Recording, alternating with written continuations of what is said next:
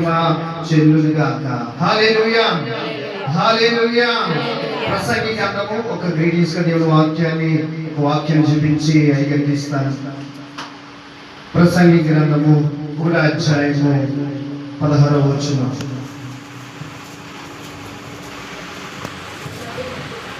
ప్రసంగి గ్రంథము ప్రసంగి గ్రంథము 1వ అధ్యాయము నాకు ముందున్న వారందరికంటేను నేను చాలా ఎక్కువగా జ్ఞానము సంపాదించుదనియు జ్ఞానమును విద్యను నేను పూర్ణముగా అభ్యసించుదనియు నా మనసులో నేను అనుకుంటుని. దేవునికి స్తోత్రం. ఈ కొత్త సంవత్సరంలో మనకు కావాల్సింది ఏంటంటే జ్ఞానం కావాలి. దేవునికి స్తోత్రం. జ్ఞానం ఎప్పుడైతే ఉందో మన జీవితంలో కార్యక్రమాలు అన్ని సక్రమంగా జరుగుతాయి. మరి డాడీ గారు ఎంత టెన్షన్ పడ్డారు, ఎన్నో ఒక్కరే చేసుకున్నారు అండి. ఒక్కరే చేసి ఎంతమందిని ఆయన గ్యాదర్ చేసి ఇంతలా చేస్తున్నారంటే నిజం చెప్తున్నారు. డాడీ మంచి జ్ఞానం అండి. దయమడి ఎస్తే రాణి గారు నేను ఫోన్ చేస్తాం, కానీ వారందరినీ ఇంతమంది గ్యాదర్ చేయడం, ఇంకా బంధువులు స్నేహితులు. అందుకే నేను అంటున్నాను, ఏమని అంటున్నానంటే యెరూషలేమునందు నాకు ముందున్న వారి అందరికంటే అది అందరికంటే ఎక్కువ జ్ఞానం సంపాదించాలి. జ్ఞానం లేకుండా సంఘం నిలబడదు, జ్ఞానం లేకుండా కుటుంబం నిలబడదు, జ్ఞానం లేకుండా మన జీవితం కూడా నిలబడదు.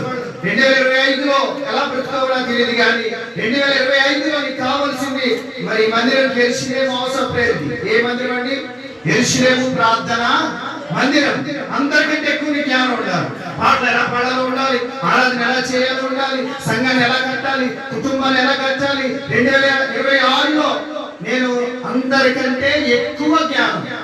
ఎవరంటున్నారండి? ఈయన సొలొమోను అంటున్నాడు. సొలొమోను అంటున్నాడు.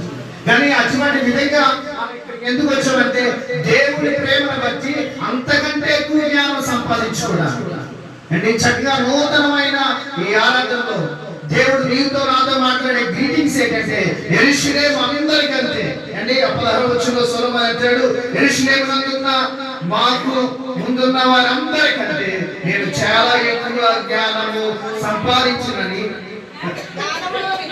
జ్ఞానమును విద్యను నేను పూర్ణముగా అభ్యసించదనని అనుకోవాలి.